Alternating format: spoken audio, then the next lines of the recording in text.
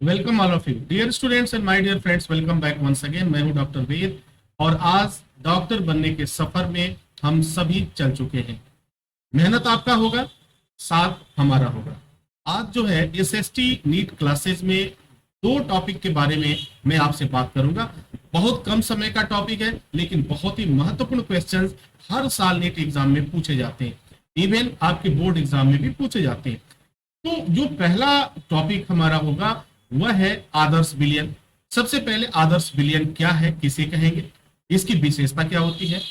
दूसरा जो टॉपिक आएगा वह होगा आपका अनादर्श विलयन, ये क्या होता है।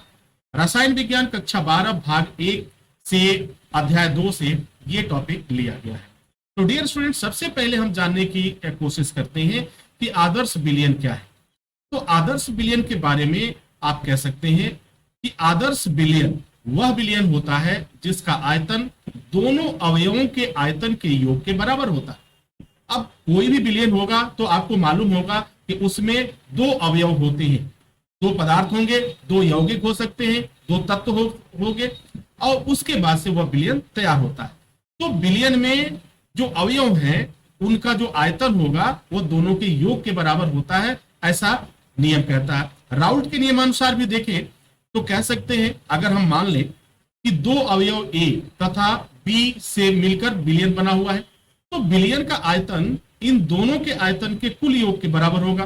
अर्थात विलयन के आयतन में किसी प्रकार का कोई परिवर्तन नहीं होता है।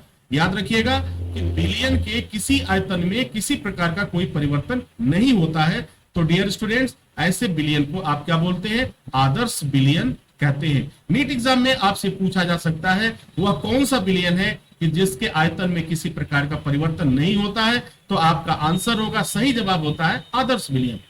ठीक है, अब थोड़ा सा समझ लेते हैं अनादर्श विलयन के बारे में। इसे इसकी क्या विशेषता है।